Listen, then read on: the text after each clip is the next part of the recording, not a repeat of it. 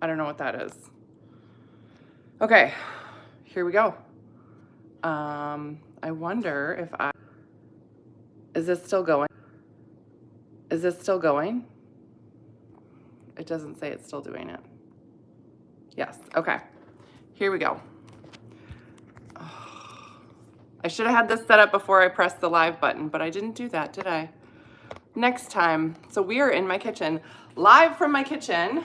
First things first, as I go through, and I think you guys can ask questions and things. I'm gonna show you how I make my gluten-free sourdough, and I'm actually gonna be prepping stuff for dinner.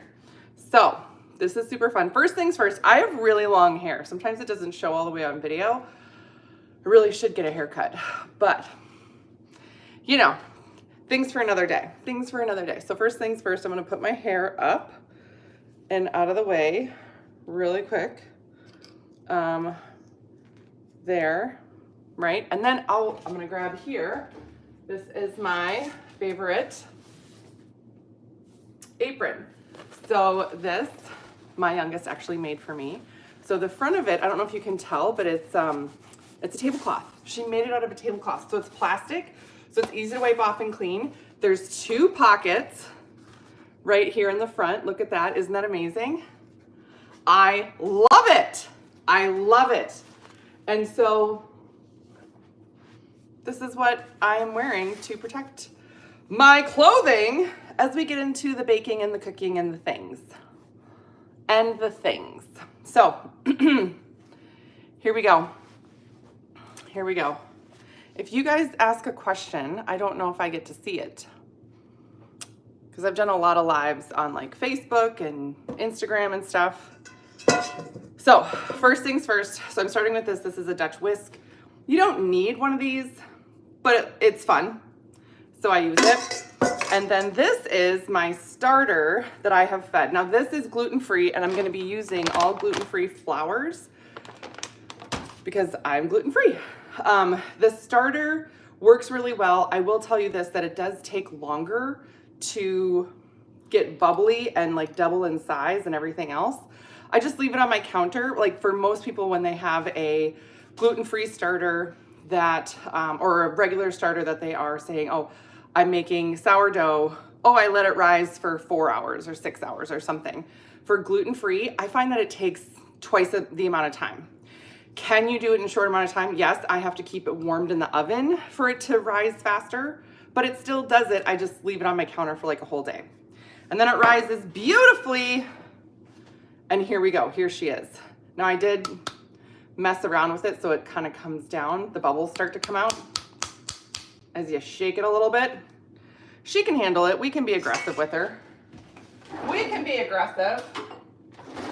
I'm trying to have everything in front of me in my kitchen, but this is what we're doing. So I grabbed some of this. I don't measure this exactly, but I've just got my bowl. Oh, let me see if I can move this back and you guys can see better kind of exactly what I'm doing. There. I think this is gonna work. So gluten-free starter. Again, with some people, they measure exactly. I'm just not somebody who measures exactly. Schlops. I mean, I do measure exactly for some of the other stuff, but I have this pre-measured so I know how much to put in here. And it smells like sourdough, and then I leave about this much left in there. Now, I pre-measured 2 cups of water. So I will just put that in right now. There we go.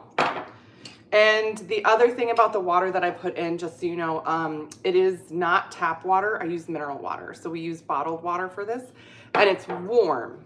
I find that helps as well. So there is this. This is really fun. I started this like obsession with sourdough, and it's just fun. It's just fun to watch the sourdough go. So it kind of is this murky, you know, liquid. It doesn't look exciting, but I'll show you the different flours that I use. First, I'm going to, let me grab my spatula for this. I'm gonna refeed my starter. so she can make more loaves. This is all it is, right? There's some crusties on the side a little bit, so I just scrape that stuff down. Again, this doesn't have to be perfect. There. So I have a separate dish, again, of the mineral water, and this is a different ratio for gluten-free than I find that works with regular flour, right? Because I don't have any, I have a completely gluten-free kitchen. No gluten at all, none. So I played around with this recipe quite a bit to make the ratios work really, really well. So for my gluten-free starter, I will use 3 tablespoons, 1, 2, 3 tablespoons of water, and I will mix that in. Again, the murkiness, and this, you know, is thicker. And then I will use 2 tablespoons of flour. Now, I like, and this is just a preference, but I like the blend of the gluten-free bread and the gluten-free 1-to-1. There is a difference in these flours. I am loving the gluten-free bread flour. I am not sponsored by King Arthur, by the way. I have just made some amazing loaves of bread with this. And as somebody who's been gluten-free for almost 20 years, I gotta tell you, to have sourdough that is really good and a recipe that you can make fresh, chef's kiss, it's amazing. So 3 tablespoons of water in this, and then I do 1 of each. So let me see if I can move this stuff back so you guys can see it. So I'm just doing 1 of each of these. So 1 tablespoon of the bread flour, and then 1 tablespoon of the 1-to-1. Is that necessary? Not really. I just like it. I like to do it like that. That's just what I like to do. Can you do it with just the bread flour? Yes. Can you do it with just the 1-to-1? Yes. But again, people who are using I say regular, but wheat flour or bread flour, wheat bread flour. I don't know which one comes first. It doesn't matter. For this, I really like the consistency then of the starter. And then I will post this in my stories and stuff, my IG stories, what this is gonna look like in 24 hours. Bubbly and everything, just like the starter did at the beginning. So from this, because this looks messy, we gotta clean it up. So I just scrape a little bit here, take off some of the excess, get all that goodness in there, because it does feed it is a bacteria, right? It's a live active culture that I have grown myself. There are places you can get gluten-free starter. I have used those, but this one is one that I made myself, and then I actually blended it with another one that I bought. So it is a blend, starter and everything. So scraping the sides, and then I'm gonna clean it off. I use a moist paper towel, which I don't have prepped right here. So hold on, I'm gonna grab it. Now, some people do a different jar and they transfer jars all the time. Again, you totally can. I like to do the same thing. I like to use the same things. I like to have the same routine and be consistent with it overall. So the entire time this is still just chilling. Not a big deal. But I'm just wiping down the outside of it with a damp paper towel. Just getting some of this off. This is, yeah, this is the crust.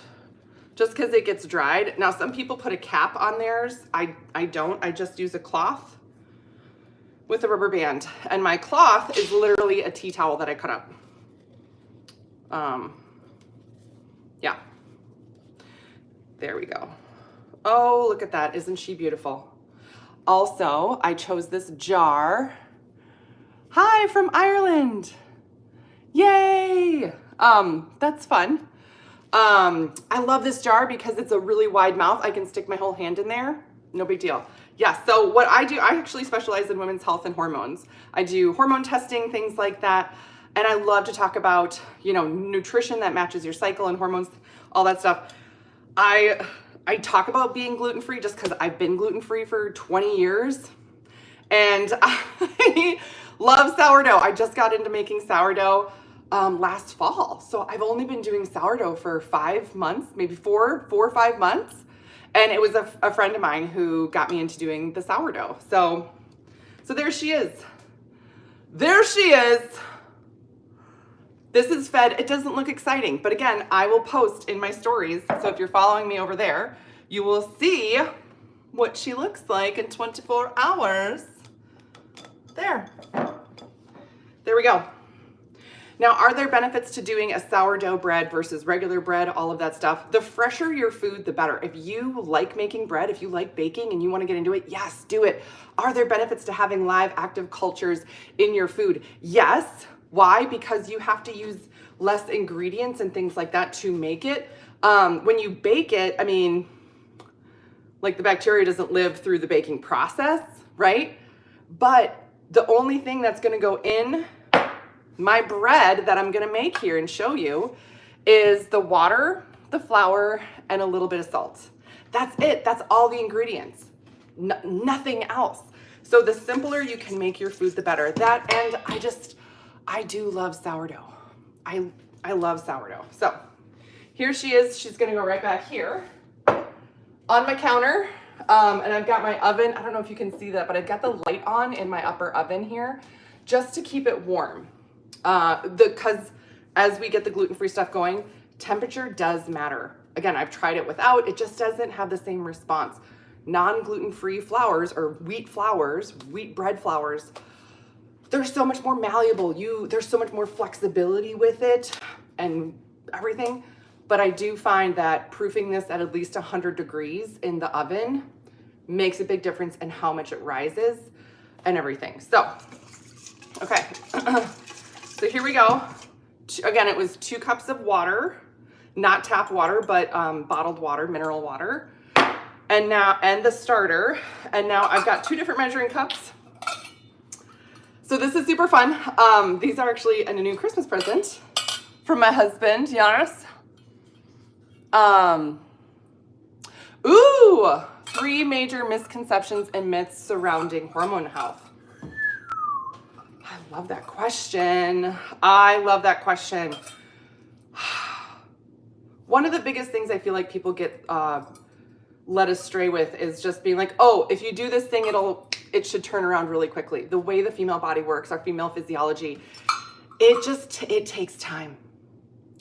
Our bodies take time, and your current environment, stress levels, how you're eating, when you're eating, what you're eating, how well you sleep, all that stuff plays a big role in your outcomes. And so if you are having a hormone issue and you go in to see a provider of any kind and they don't ask you specific questions regarding your health, detailed questions, and they say, oh, just take this thing, see you later, you're not getting the full scope of assistance, what you could get. You know what I mean? I've got a great story of someone I talked to this week when we were going over her Dutch test. So I do a lot of Dutch testing, which is DUTCH, standing for Dried Urine Test for Comprehensive Hormones. And it's an at-home hormone test, so it gets sent to you in the mail. You take the test. It's a urine test, right? So you gotta collect your urine at different times. It tells you how to do it. And then you send it into the lab, and then we go over the results. There was one that was a doozy this week, but let me prep this really quick. So just for you guys following along my baking, I'm not like a professional baker. I just love it. Okay, so 1 cup of the 1-to-1 gluten-free flour. And if you're like, that's not how you measure the flour, I know, I'm not an exact measurer person. It's just about. Okay, so we do 1 of that one, and then I move it out of the way so I don't get it messed up with this one. Oh, I love that smell. I just love the smell of like bread flour. And then 2 3/4 cups of this one. 1, 2, move that, and then we'll do the one of this one. Let me mix a little bit. Do you need a 3/4 cup thing? No, but I used to use a 1/4 cup and do that 3 times. But my husband got me these new measuring cups for Christmas. So that's kind of fun. You can already tell, see, she's getting a little sticky on her. Sourdough.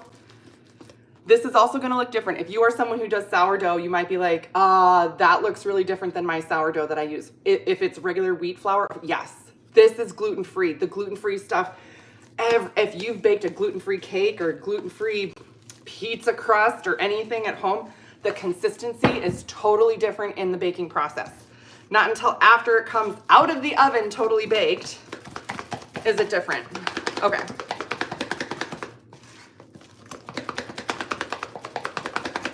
Gotta give her a little, giving it the business. I don't know if you guys know that reference. It's a football reference. It's not new, it's old. I think it's from the 80s. I can't even remember what football game, but it's kind of a funny quote where the ref called a player on a, flag. He put a flag on the play, and the ref couldn't think of what the penalty was, so he just said, giving him the business. And I've always thought that was really funny. So, okay. So I'm gonna go slower with this, just mixing it in gently.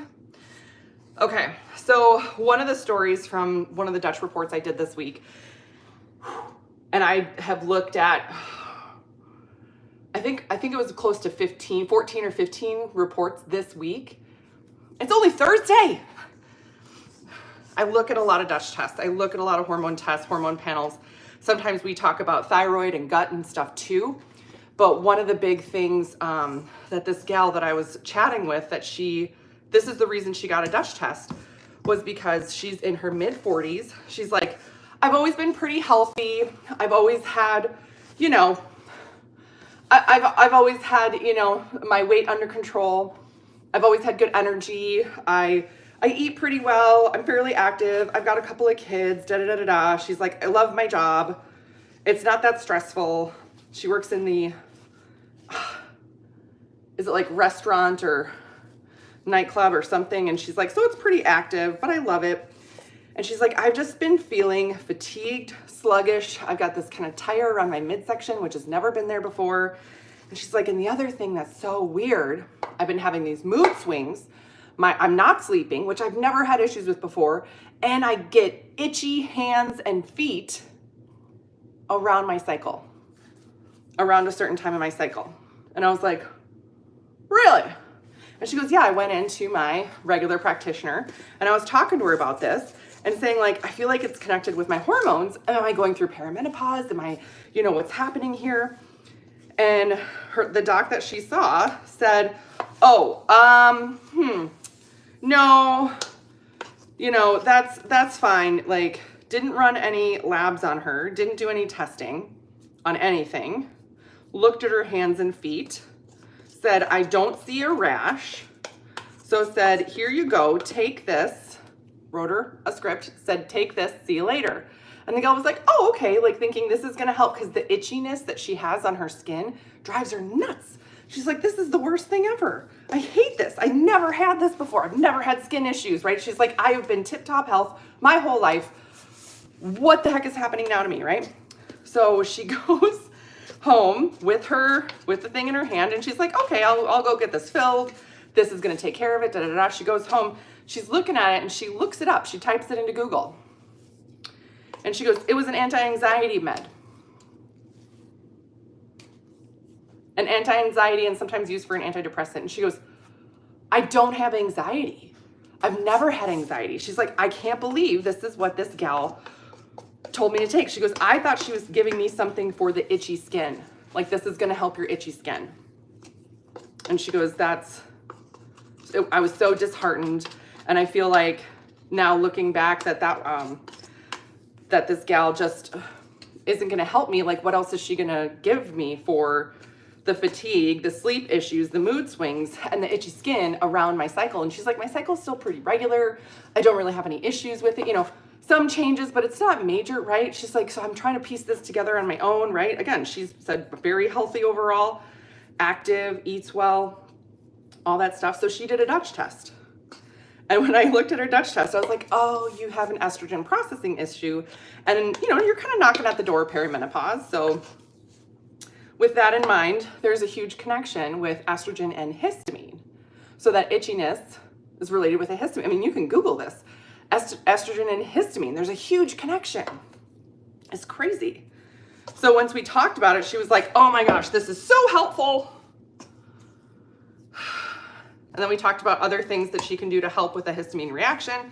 There's foods that can help decrease histamine. There's foods that help clear histamine response from your body. And there's also foods that increase histamine. And the tough thing about this, now, sorry, I'm just kind of molding this into a ball. I mixed it in really good. I'm just kind of making it into a ball. It looks weird. Again, if you are used to making sourdough and you're like, that doesn't look like my sourdough, it's because this is the gluten-free. The gluten-free sourdough is very weird. I know. So there she is. There she is. Now, I've got a damp towel here. That all I'm going to do, drape it over the top of the bowl, and then I'm going to pop it in the upper oven where this has been warmed, and we're going to let it warm for at least 45 minutes before I salt, put a little bit of water, and then do stretch and folds, which look different for the gluten-free. There she goes. Yeah. So that's it. I'm going to start on my next thing now. But yeah, this poor gal, she was so upset. She was so upset that was the recommendation. She was like, I'm not depressed. I don't have anxiety. I don't have issues like that. Why the heck is this the recommendation? And why didn't she take me seriously? She's like, that's what I feel like. She didn't take me seriously on my issues with itchy skin or whatever. And she goes, it totally makes sense. The histamine stuff, because I talked about like itchy ears. Sometimes you feel like your tongue itches. And then we talked about the foods and things like that. And she, while we were chatting, you know, we were on Zoom, she was looking up some of the histamine foods and she's like, I eat these a lot. And I was like, yeah. So maybe we can limit those right now. Bring down that histamine response. There's some things that you can take that help with the histamine response. Yeah. So that's one of the biggest things. And one of the biggest things that I see with just hormonal health, that women are told, oh, you're fine, or it's in your head, or told like this thing. And they're like, yeah, given anti-anxiety meds and antidepressants and things like that. And that's actually really common for women. There's statistics that have come out. Women who present to a clinic with pain compared to men, they're like 5 times more likely to be given an antidepressant versus the pain med than men. Right? It's yeah. Thank you for sharing, considering how perimenopause is becoming more present. What are 5 proactive habits females in their late 20s can do for optimum or good hormonal health? Yeah. Okay. So all the way in your late 20s. So let me, because I'm going to do chicken next. I'm prepping dinner. So I'm going to step over here and just wash my hands. This is my kitchen. Just going to wash my hands at the sink right over there. So you're still going to hear me. Hold on. I'll be right back.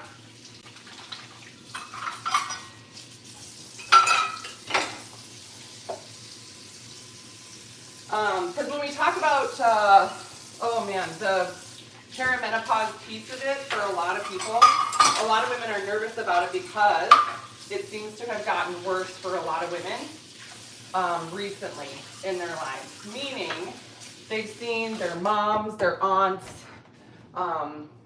cousins or whatnot go through and have perimenopause issues earlier, and they're terrible. And so a lot of women are wanting to stopgap that and not have issues. Not have issues. Okay. So for the chicken that I'm making, it's sort of like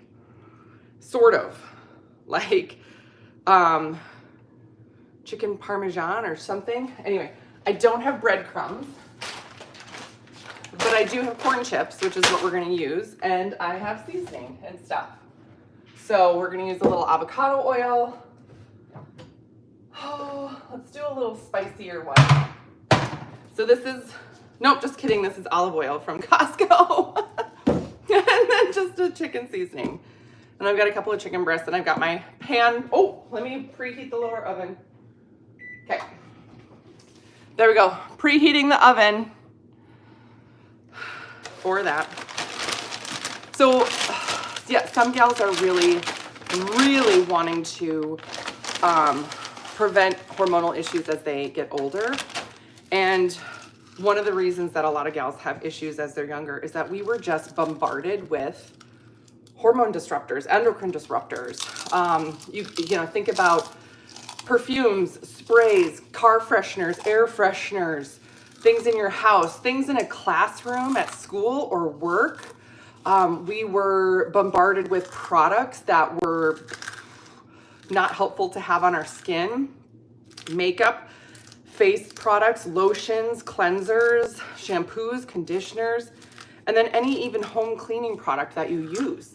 And when I was growing up, when I was younger, I mean, I couldn't afford, right? I was a teenager. I babysat a lot.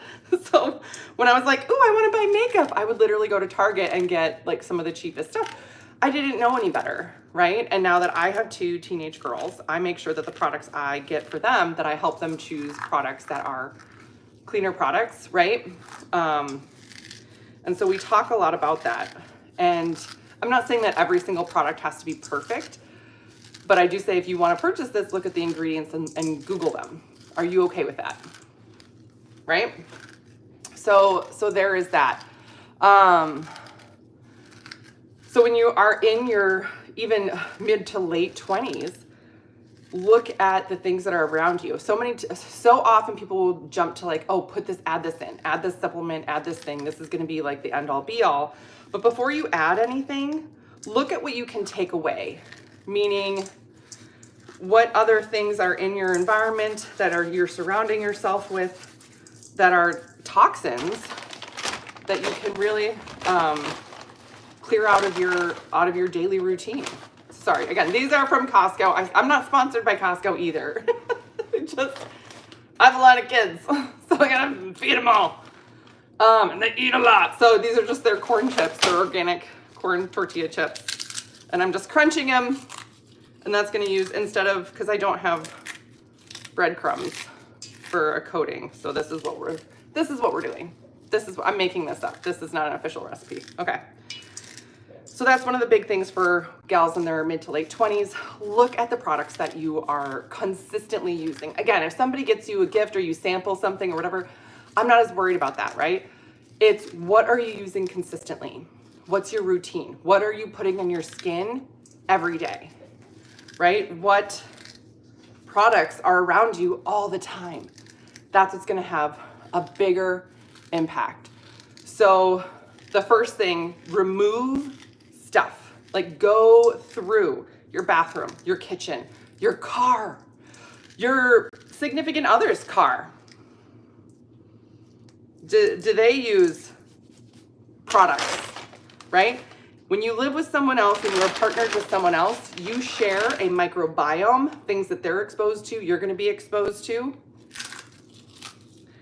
And if we're gonna be totally transparent on some things too, when we talk about sharing fluids, all types of body fluids, you really have to pay attention to what they would consume or have ingested. And then is that something that you want to be exposed to? I'll say this as an example. I've been gluten-free for like 20 years. Me and my husband, we've been together, it'll be 24 years this year. So when I went gluten-free and started having a gluten-free house, guess what? He really went gluten-free too. Why? Because I wasn't gonna have him eat gluten and then kiss me. That would make me sick, right? Because the gluten, not because of him. Not because of him, just the gluten.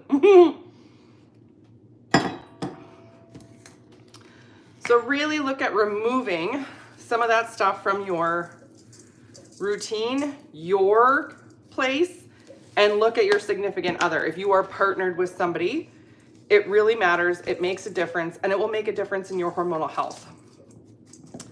The second thing, especially being that young, protein.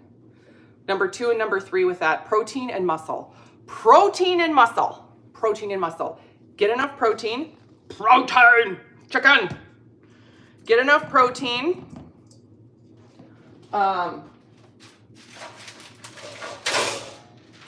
This is already crap. Get enough protein in every day. I have done a ton of videos on my channel and have a ton of things where we talk about what an adequate amount of protein for you is. I know you can't really tell just by looking at me on the screen, but I am 6'2", right? This is the countertop is like, oh, does she have low counters? No, I'm just this tall. Most people are cooking and they're like, their countertop is here.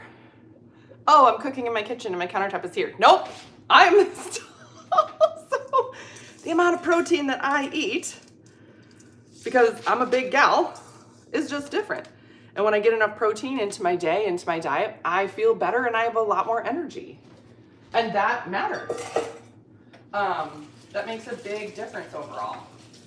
So get enough protein in and then work on really building and maintaining lean muscle, because that is what is going to help with your hormonal health, your blood sugar regulations, your hormone regulation, your stress response, everything. So many people are obsessed with like trying a supplement, trying all these things. And I think that those things are wonderful. I think they have their place, absolutely. But I really find that in order for, like, I even have tinctures that are for stress and the stress response and everything. But I will tell you this, that tincture is not going to be near as effective if you are not eating enough protein on a daily basis. You start eating enough protein and then add in the tincture and it's like, whoa, this is incredible. Yeah. So protein, and then, so remove endocrine disruptors and toxins and things from your home, your environment, from your partner's environment. If you want me to deep dive into that more, I can. And then add more protein in and build lean muscle, some type of strength training, resistance training, whatever you like to do, that's just fine. It just should be consistent enough for you to build lean muscle overall. That's the biggest thing. Okay. Look at this. This is what I do with bags of chips, by the way. So this is probably a week and a half or 2 weeks. And then the kids, right? It's just, they eat a lot, right? Kids eat a lot. Teenagers eat a lot. But I hold on to the crumblies at the bottom that no one wants to eat because I use them in recipes and everything. Can not enough protein increase protocol? Okay, that's a really good question. So when I talk about getting more protein, and I'm not talking about like eating 500 grams a day, I'm just, even increasing your protein by 20 to 30 grams a day is great. So if you don't drink a protein shake or something, you can add in a shake or add a cup of cottage cheese or Greek yogurt or something. 20 to 30 grams of additional protein a day is so helpful. But eating more protein, it doesn't directly have a correlation with cortisol increase unless your digestive system cannot handle or break down proteins. And if you have a gut issue and you're like, I'm bloated, I have acid reflux, I have constant diarrhea, something like that, right? Then sure, it might be, hard on your system. Oh my gosh, I'm 6'1". Yes, Rose, fellow tall gal. I love it. My meals are always bigger than my family's. Yep. Shoe shopping. Yeah. Pants shopping. Forget about it. Yeah. It's dang near impossible to get clothing that fits or makes you feel like a regular human.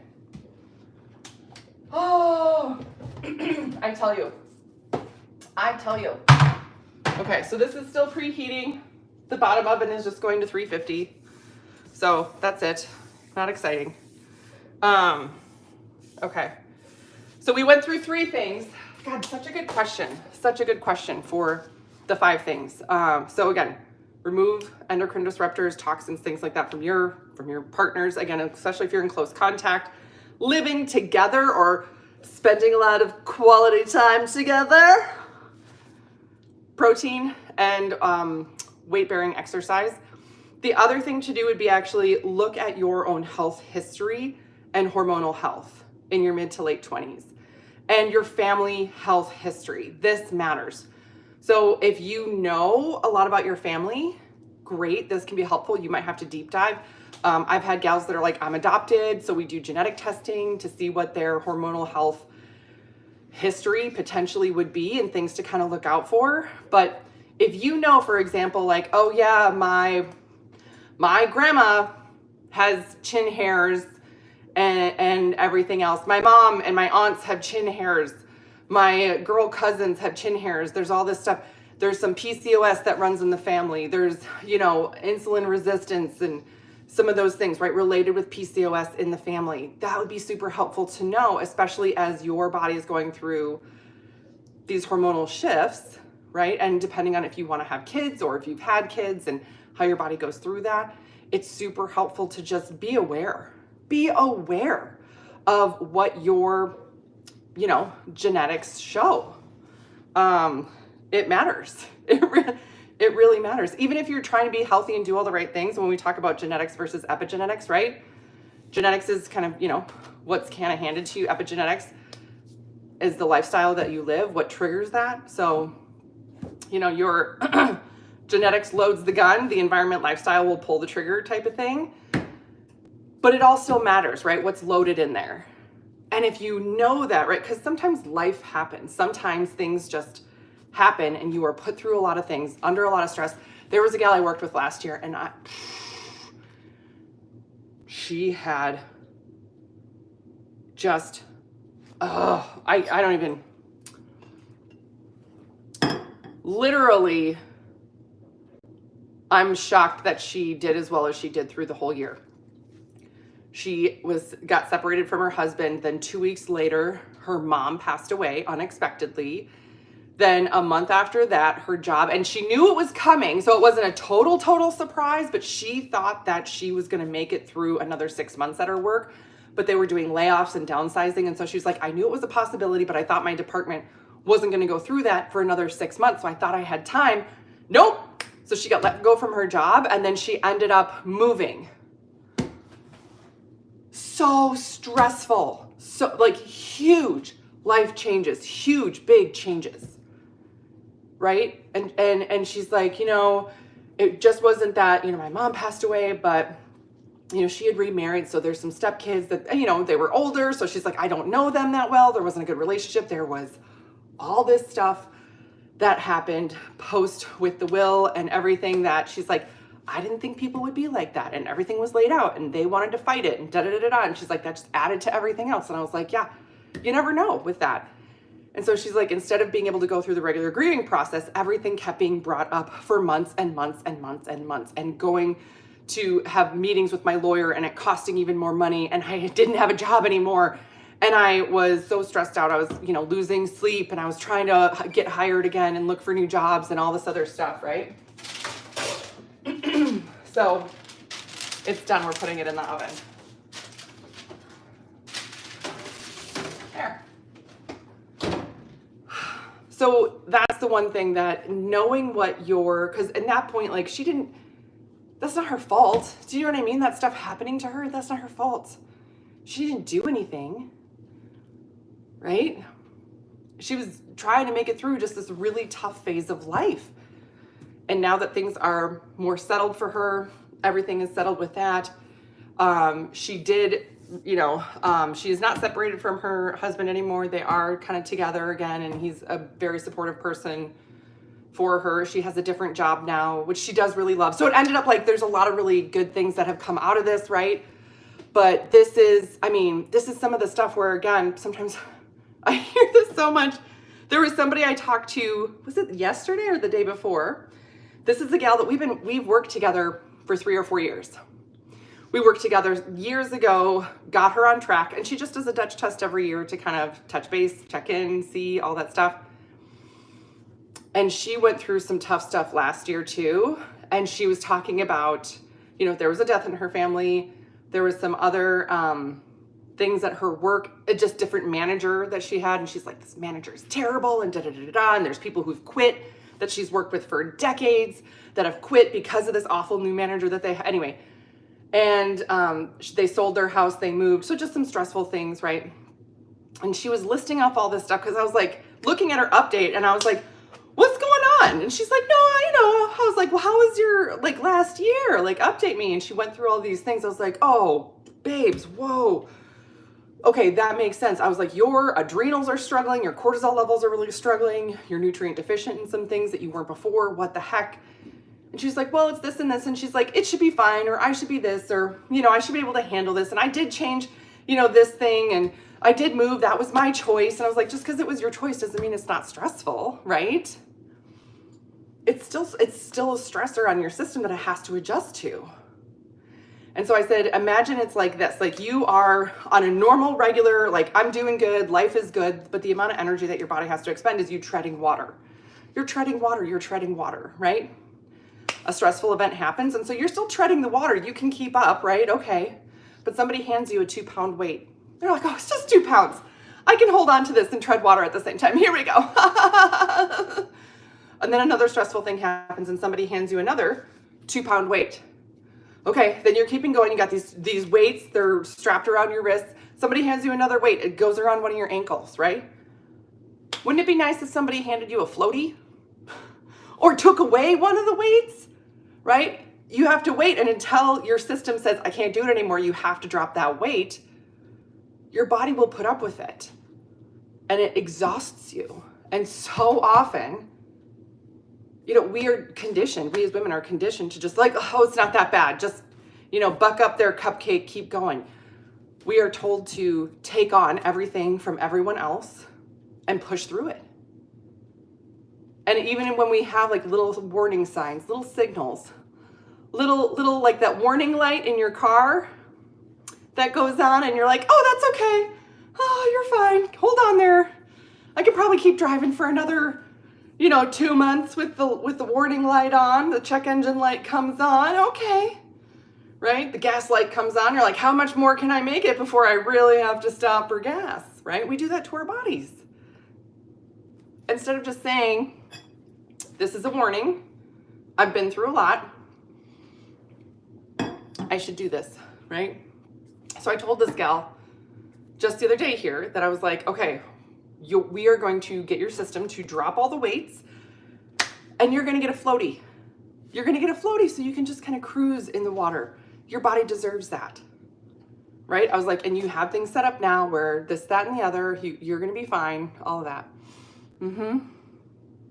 This is so much. I had similar things happen, but over the span of 5 years, not close together. Yeah. I mean, if you have one big life event happen a year, that's a lot still, right? That's a lot, but it's usually like, okay, I can manage this, I can navigate it, I can work through it, I can, make it through it without too much damage, or you have time to recover. It's when things just happen back to back where you're like, whoa, okay. Yeah, I need to work on this, right? So that's, yeah. So learning more about your system, learning more about your genetics, diving into that, and just realizing that, you are human, and maybe some of the hormonal issues and things like that, think back to when it started and what happened in the last year leading up to that, right? Because so often we think, oh, my period got really bad, or I have this ovarian cyst or something. What's wrong with my body? The body never does anything without a reason. It's giving you this warning signal, this warning sign, and that's why we do hormone testing, because we want to really target this overall. So, yes. Okay. The fifth thing, I'm still going back. Rose asked such a great question. The fifth thing for hormonal health, optimal hormonal health, it might be different than what you think I might say, but I'm gonna phrase it like this: your friends. Having good friends and having good boundaries. Having good friends and having good boundaries. Hey, Zelia? Yeah. Babes, can you go grab me the salad? I'm gonna make salad as our chicken is cooking and my sourdough is rising. I want to open it, but I shouldn't. You know, it has 2 grams of cooking in it, and then we need more of the Nutella. Yeah. Okay. So when we talk about hormonal health and things overall, one of the biggest benefits for women, we thrive off of a community. We thrive off of support for each other. And one of the things that we oftentimes don't follow through on, or we will feel bad about, is not setting boundaries with people who need boundaries set with them. Not setting boundaries, right? With friends, with family, right? You are the average of the 5 people you hang out with most. And this includes all areas of your life. So look at your phone. Who do you text? And who text messages you the most? Who do you call? Who are you following on social media? Who are you following and listening to? What books are you listening to, right? I have friends that, like, we share resources, books, knowledge, information, research, right? And I always love having people around me that are dedicated to deep diving into all of that, learning more, advancing themselves more, wanting to better themselves and those around them. Okay, what is this? This is just a chopped salad thing. It probably came from Costco. My husband is the one that does the grocery shopping. I don't use any of this. We're just gonna have plain leaves. No, I'm just kidding. I add my own stuff to it. Which I will grab. Babes, Zale, can you go grab me the hemp seeds and the craisins and stuff? Thank you, love. So yeah, amen to boundaries. Where there's boundaries, there's peace. Yes, I love my alone time too much these days. Sometimes you can't leave, you got to adapt, get close to God, take a deep breath and find peace. Yeah, that's a good perspective too. Yeah. And when I, like, most of the time, you know, I'm talking about like what you're around most and you have a lot of choices, right? You have a lot of choices. Like if you work somewhere and you're like, oh, I've been at this job forever. I'm 3 years away from retirement. Thank you, kiddo. I'm not leaving, but I work with people that are toxic people, or I don't love the environment or something like that. You got to figure out how to work through that. You know what I mean? But in any other area, right? There is a lot going on in the world and it can wear you down. You know what I mean? So boundaries and have people around you who are going to lift you up and step in for you, because so many women are there for others, right? Like if someone else were to call you or say, oh my gosh, I need help with this, or I need to, you know, tell you things and tell me what you think, you're going to be there for that person, and you need that for yourself too. Yeah. Have I had clients that successfully shrink fibroids naturally? Yes. That's a great question. Yeah. So super fun thing about fibroids. They're not fun, but that tissue is estrogen driven and actually has more concentrated estrogen in it. So if you test the tissue of fibroids, which makes sense if you think about it, right? Versus other uterine tissue, the estrogen content of that fibroid will be higher than other ones. So it's driven by something. It's driven by excess estrogen. And when we talk about how estrogen gets processed through the body, it's processed mainly through the liver-gut pathway. So if your digestive system is not working well, if you maybe have tenderness here, or you feel like, yeah, I have a glass of wine and I feel like garbage, liver might be overloaded. Okay. So this is a salad. We're having chicken. We're going to have salad. And my sourdough that's going. So I usually use like a salad mix, just for ease, but I love to add hemp hearts from Costco. See, I am not sponsored by Costco, I swear. This is just for funsies. I love to add hemp hearts. I don't measure, as you can see. I'm just gonna dump, I measure with my heart.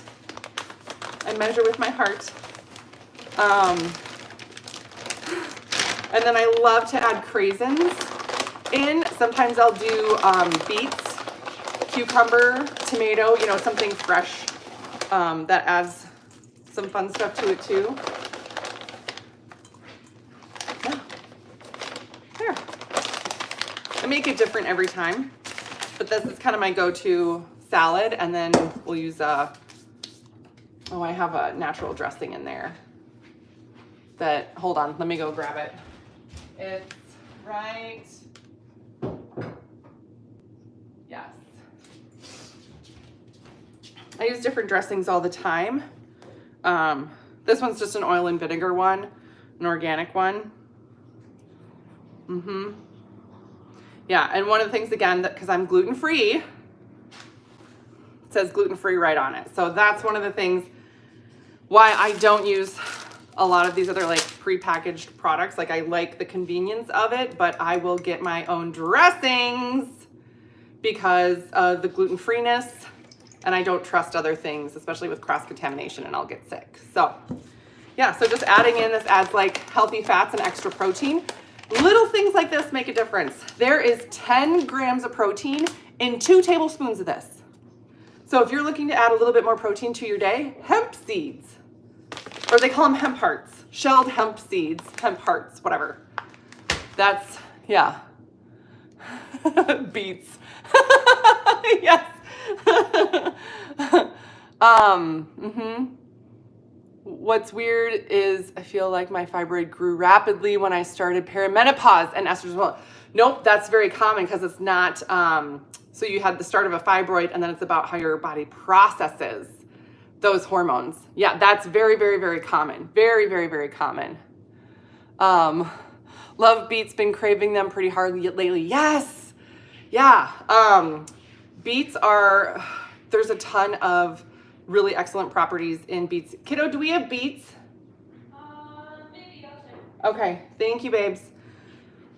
One of my favorite things about them is all the phytonutrients in them. Plus, they are really good for heart health, and beet is also very good for like detoxification. One of my favorite things when I went through a mold detox, one of the powders that I used, yes, was thanks, babe. Will you grab me a cutting board and all the other things too? Is that okay? Did I ask you to help with that? Thanks, babes. She's my helper now. Thank you. One of my favorite things to help with clearing out mold from my system was a powder that was beetroot powder.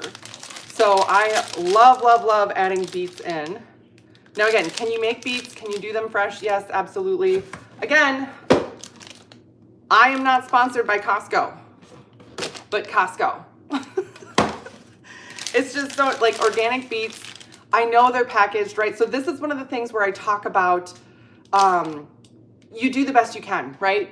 If I have all day, I will buy fresh beets. I will get them at the farm market, you know, when they're open, right? I live in Minnesota, and it's the end of February. There's no farm market open now, but if I have the choice, I get all the fresh veggies and I will peel and chop and do them all fresh and everything else all the time. But now in the winter, I do the best I can. So this is for a working mom. This is my, right? I use a chopped salad. I'll add the hemp to it. And I'll add craisins for flavor and for phytogens and things like that. And then I'll add beets. And then, of course, a gluten-free dressing for fun. Beets are so common in Slavic dishes, too. Pickled beets. Yes. Okay, you guys want to hear a really funny story about pickled beets? My sister is going to be so embarrassed that I'm telling you, but she is not on this live, I don't think.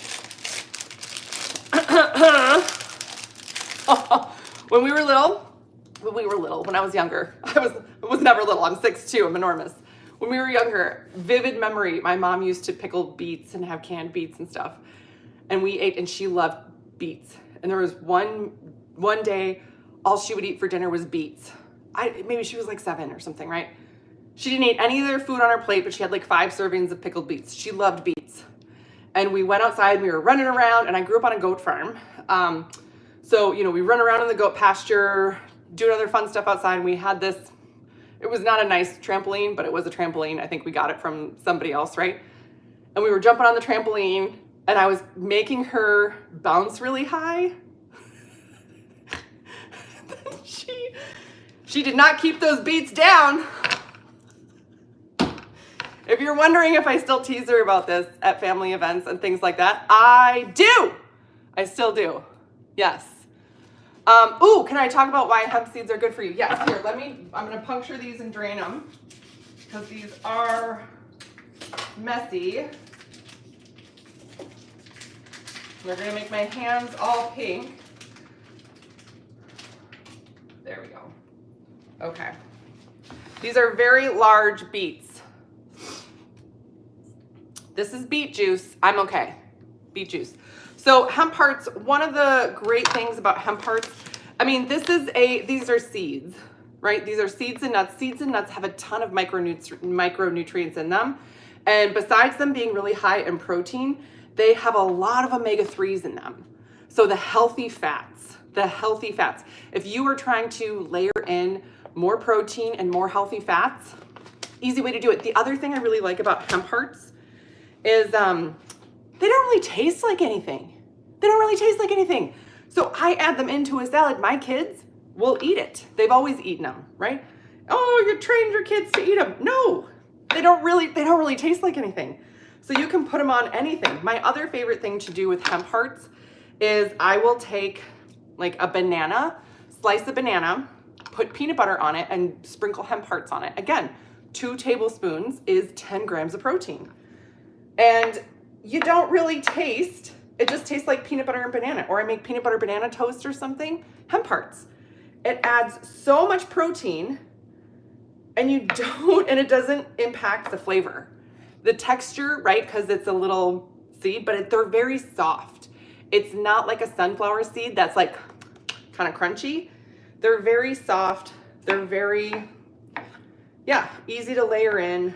One of my favorite things, and again, my whole purpose of kind of doing this, my cooking show, I'm not a cook, right? I'm just showing you this is, oh, that's on the floor. We're not going to eat that.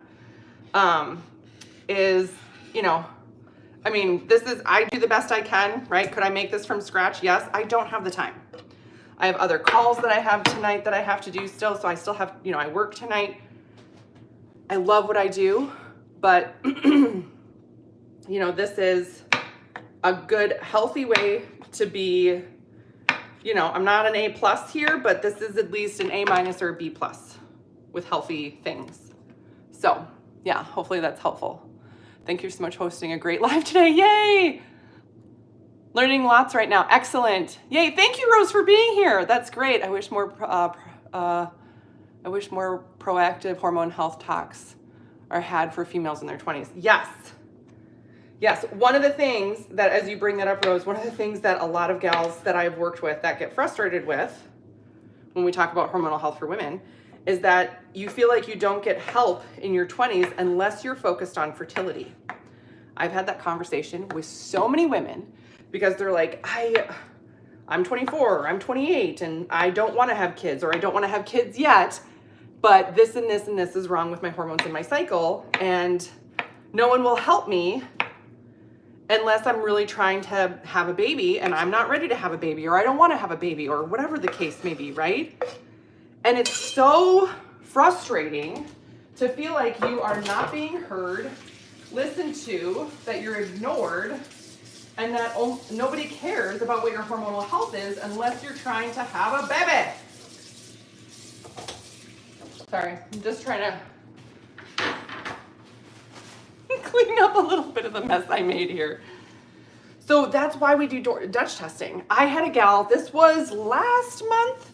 She had spent 6 months going to several different providers, at least 3. I can't remember if there was more than that. She told me about at least 3 because she had issues with her hormones and cycle. And she's like, I don't want to have a baby, but the only thing they're willing to give me is the birth control. I have side effects from birth control. I don't want to be in a birth control. And I want something else. I just want to know why this is happening and everything else. And I was like, yeah, I totally get it. It's a really tough position for gals to be in, but this is why we do Dutch testing. And the other thing about this too, when I talk about the work that I do, that I work virtually and we do testing that goes to your home and everything else, I I don't have any opinion on whether or not you're going to have kids or not. Like, you know what I mean? Like I don't care. I mean, if you want to, great. If you don't want to, fine. That's great too. Like either way, right? My goal is to figure out what the dysfunction is in the body as a functional medicine practitioner. What's the dysfunction and how do we work with it? How do we get your body working better so you feel better? When you function better, you feel better. That's it. And if you have a goal of having kids at some point, or you've had kids and you don't want more, or you've had kids and you want more, or you don't ever want kids, or you're not sure if you want, that doesn't matter. Do you know what I mean? Like, let's just get your body working well, because it should work well for you.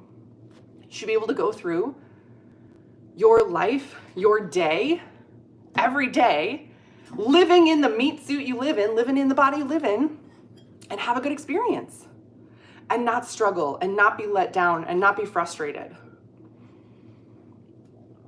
Yeah. But that's one of the most common things I hear from gals, that they're like, oh, I'm not ready to have kids, or I don't want to have kids. And that's all that they're talking to me about is me having kids and blah, blah, blah, blah, blah. And I don't want to have kids yet. So what does it matter? And they won't listen to me, or they won't tell me to do anything different unless I talk about having babies. And I'm saying this like, I have 3 kids, right? Yeah, please correct me if I'm wrong, but the world of supplements. Is it true that it's not properly regulated? If so, what bears more weight? Healthy food or getting minerals / trace vitamins in? Ooh, good question. Okay, so overall, in general, you are correct. The world itself of supplements and vitamins and things like that is not that closely regulated. It's regulated by the FDA. I don't have the energy to get into that conversation today, but there are some certain parameters, right? And there are certain companies and things that I trust and that I utilize myself and for my family and that I recommend because they independently third-party test. Why is that important? Because it means that they are independently of themselves, of their own entity, creating it, testing their product with a whole other company that comes back and tells them, yes, this is what's in that product, in the amounts and dosages and etc. And yes, it passes, or no, it doesn't. Independent third-party testing, companies that do that, they stand on integrity because it's expensive to do that. It is really expensive to do that. Yeah, really expensive to do that. So it's not easy to get it done. It takes a long time. So once you get a product into production, you have to wait until it passes through that before it can be released or anything like that. So there are certain companies like nutraceutical companies. If you guys have questions, like send me an email. If you're like, hey, I'm looking for this, or what's a good multivitamin or whatever, because I've got right over there my husband's multivitamins. Send me an email. I'm more than happy to share with you some of the brands that I really trust. Again, because they independently third-party test everything. But when we talk about food and getting minerals and vitamins and things like that, again, this right here, what I just made, this is our dinner. It is bagged salad, organic. This is not organic, but it's just kind of for fun. And organic beets. And then I'm going to use an organic thing. There we go, right? Do I still take a vitamin? Yes, right? Because I want to cover my bases more or less. But it does depend. And for some of this, I usually tell people, like, start where you are and move from there. If you know that you're not getting in good foods, and I'm not saying you have to cook from scratch every day. You don't have to make every meal with your own 2 hands every day. You can get pre-made meals. You can meal prep ahead of time in the freezer, all that stuff. You know what I mean? So many options there, right? So, but what you eat regularly, because you eat multiple times a day, start there, right? You're eating multiple times a day, start with what you're eating and consuming, because it's just volume wise, that's the biggest thing versus taking a supplement. And then go to supplements and minerals and things like that. Get those micronutrients in there. You can test for some of those things, and we do see some of those on a Dutch test. B vitamins, glutathiones, biotin. Especially if you're having hair growth, nail growth issues, skin issues, and you're like, do I need to take a supplement for this? We can test for that on a Dutch test. It tests your biotin levels. Again, I told you, I looked at like 14 or 15 Dutch tests. 10 of them were deficient in biotin. That's a lot. That's a lot. Okay. My body craves having a baby, but I can't find anyone to marry. You don't need to get married. No, I'm just kidding. Just trying to keep my cool and enjoy life till then. Eating healthy and having a lot of positive interactions with people help. Yes. Wonder if volunteering with kids would help. Thanks for being a positive light with. Oh, that's so sweet. Thank you. Yes. Thank you guys. You guys are super nice. You guys are super nice. Yeah. You know, it's funny. Everybody's like, I'll say baby and birth story and path is different. I had kids younger. I had all 3 of my kids when before I turned 30. Did not plan it that way. Just how it worked out, right? But I will say this, because people ask me all the time with my husband. I was very clear when we met and started dating. And, you know, we started dating and then started to get a little bit serious. And you have the conversation like, do you want kids someday? Do you want a family? And he was like, yes. I was like, okay, all right, good. But I waited and I observed. And I remember there was one day we were going for a walk, and where we went to undergrad was Northern Michigan. So up in Marquette, Michigan, right off Lake Superior. And there's tons of like hiking trails along the lake. There's parks, there's all this other stuff. And we're walking along and I run into a group of people I know. And so we're chit-chatting, you know, and I am not paying attention to my husband, boyfriend at the time, right? And all of a sudden we're done chatting. And this is like 20 minutes later. Like I had not seen these people in a while. So I got distracted and I'm all of a sudden looking around and I'm like, where did he go? Where did he go? Oh, I lost him. And then I couldn't see him anywhere. He was not in eyesight there. So I started like backtracking a little bit and walking around. I was like, what? We were near a parking lot and there's a park right near the parking lot. So I started kind of walking around the parking lot. And I'm looking and all of a sudden I hear somebody yell. And these kids are like shouting and playing on the playground and all this stuff. And they're playing tag and and I look over at them and then I see my husband leap off of something and chase these kids. And I was like, oh, that is the man I'm going to have kids with. He got bored with me chatting with my girlfriends. So he ran off and found some kids and they were playing tag and like running around and having a good time. And then I was like, hey, are we going? Let's go get some food. And he's like, okay, bye guys. You know, like, we were 22, I think. And these kids, they weren't like little kids, but I think they were like 8, 9, you know, all that stuff. Yeah. So that was one of the things and I hear from like so many people, my friends, my family, they're like, he is such a good dad. And I'm like, I know. That was one of the things when I chose a man, you know, I was like, I know I'm going to be a good mom. I know that, but one of the gifts I want to give my kids is a great dad. That's one of the gifts I want to give my kids. I want them to have a great dad, a dad that's involved, all this stuff. And he has always been the one to drive them to sports, to sign them up for stuff, to be there, you know, cheering them on, all these things. When my son was in mountain biking, oh my God, he would run all over. And I'd be like, listen, the mountain bike trail goes around, I'll stand here and then we'll go over here to see him like a couple of times. Nope, not my husband. He would get on a little bike or he would run and sprint and be like, I got to see him like 5 different times during the race and all this stuff. He'd get so into it. Yeah. So, okay. Currently noticing how much of an emotional eater. Oh, I've grown to be. I just recorded a podcast on this today with somebody. Right now, snacking is a big issue. What are some of your go-to healthy-ish snacks that don't contain junk? So I am someone who loves chocolate. I'm a chocolate person. I'm not afraid to say I eat a little bit of chocolate every single day. So as long as it has protein in it, that's what I will do. I actually will do things like make my own hot chocolate and add protein powder to it. Very filling, very, very filling. Oftentimes, the emotional eating is also connected with a cortisol reaction, cortisol response. So also something to pay attention to.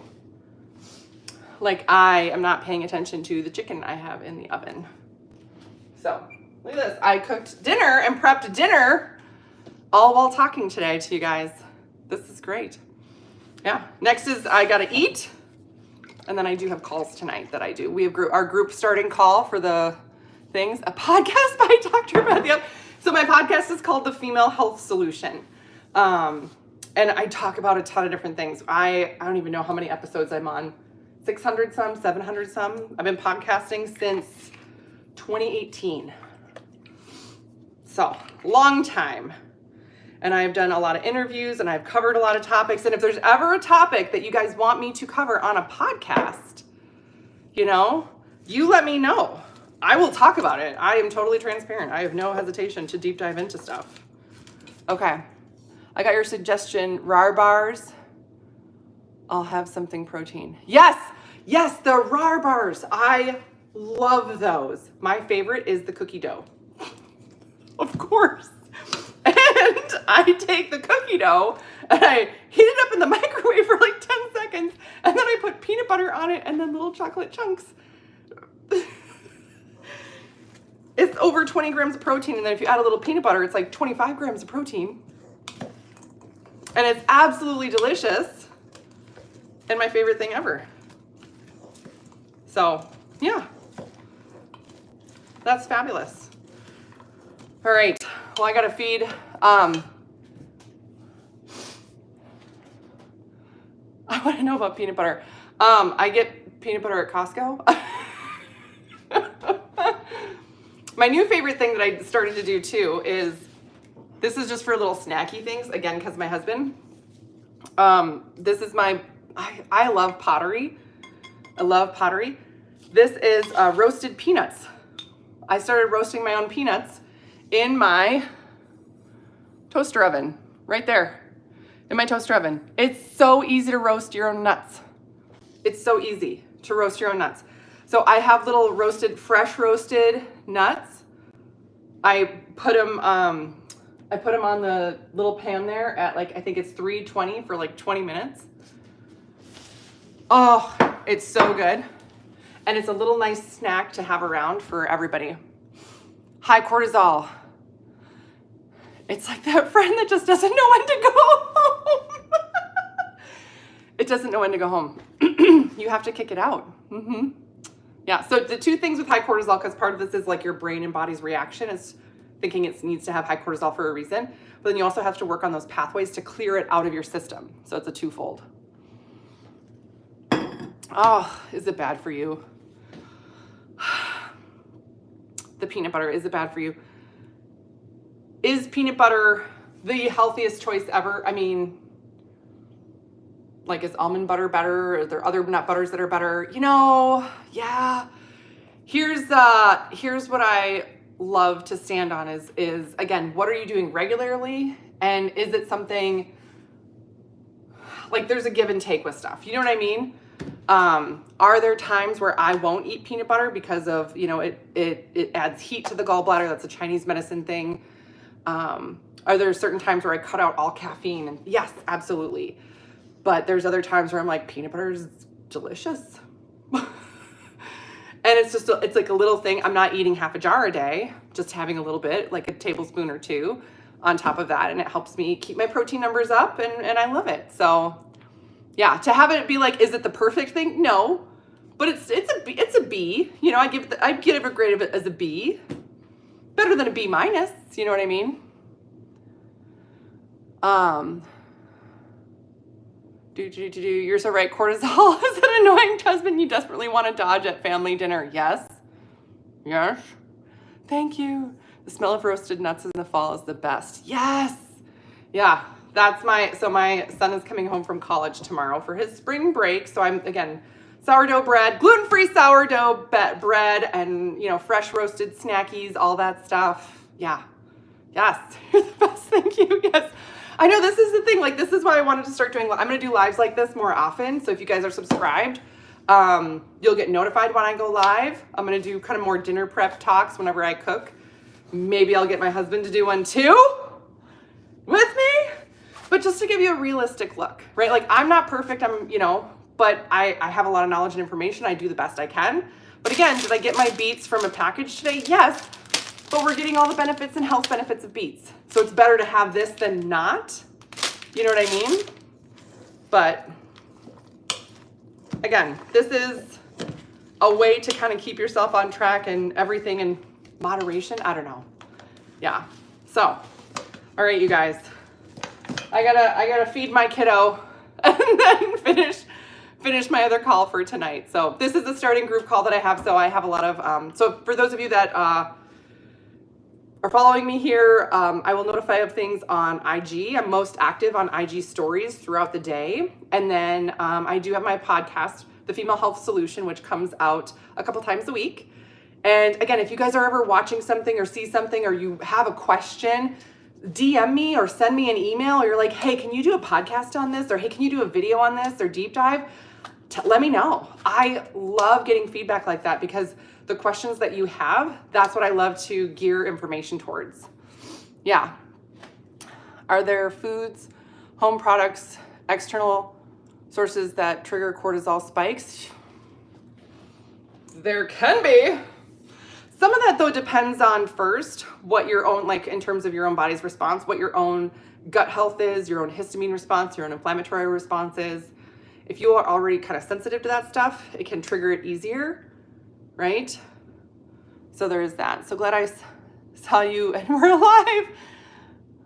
I love being able to converse with you and pick your brain. Yes, do it. Yeah, so I'm gonna be doing lives here more often. I used to do lives more on Facebook, but Facebook changed their algorithm and no one was seeing it. And TikTok is the Wild West and I don't like TikTok. So I'm gonna be hanging out over here more now. One quick thing before I leave. It is time. This is the sourdough. It's time for our first stretch and fold. This is sourdough. It is the gluten-free. I say that because I'm gonna have somebody message me. There's something wrong with your sourdough. It's not right. I know. It is the gluten-free. It's supposed to look like this. I'm not crazy. So a lot of people measure this. I don't. I measure with my heart. There we go. Salt. A little bit of water. And then this, and again, the stretch and fold is going to be really gloppy. Yep, the stretch and fold is gloppy because it's gluten-free. This is the only way that it stretches and folds for gluten-free sourdough. If you're like, that's not really a stretch and fold, I know. Gluten is a binding protein found in wheat, barley, and rye. And the binding protein is what allows gluten, any breads, to be really stretchy and have give and be very forgiving whenever you're working with any product that contains gluten. Without that binding protein, you end up with like a gloppy, weird mess. Now this is gonna turn out, and again, I'll post this, the final product and everything, and my starter in my IG stories and everything. But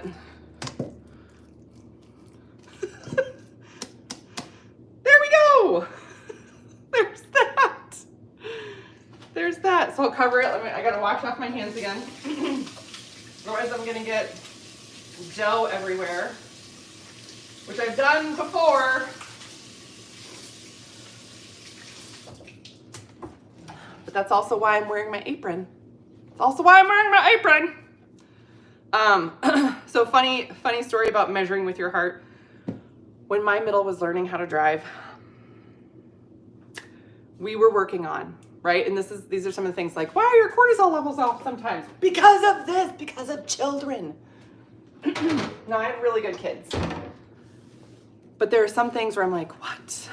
So she's learning how to drive. We had at least 30 hours behind the wheel, right? Of me being behind the wheel with her, practicing all this other stuff, me and my husband, right?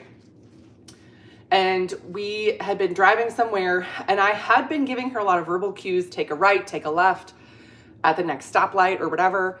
And I was like, okay, you have to start getting used to somebody not telling you, right? Let's look at a map. There's the map. You can kind of visually glance and see where you're supposed to go. And then she got to a point where she didn't want to look at the map. She just wanted to know where to go. And I was like, okay. So I told her then, I was like, all right, we're going to go out of this neighborhood. We're going to take a left, and we get to the main road. Then we take another left or whatever, right? So I told her what to do. And all of a sudden she just starts driving more into the neighborhood when we were supposed to be going out of the neighborhood. And I was like, what are you doing? Where are you going? She's like, well, I'm just driving. And I was like, but where are you, where are you driving? This isn't the directions. How do you know where you're going? I'm following my heart. And I was like, we're never gonna get home if you keep following your heart. I definitely took adaptogens before and after I did driving lessons with her. Yes. I'm just following my heart. Well, good. I hope your heart leads us home. I don't know. So, all right. Well, thank you guys for tuning in. It's so fun to see you guys. Again, if you have any questions, feel free to make sure you're following me on IG, and that you're subscribed here, and that, check out the podcast, The Female Health Solution, and then just reach out to me. Send me an email. You can go right to my website, send me a message, send me an email. If you have any questions, you need any resources. Otherwise, thanks for hanging out, and I will see you guys later. Bye. Oh, I almost broke it.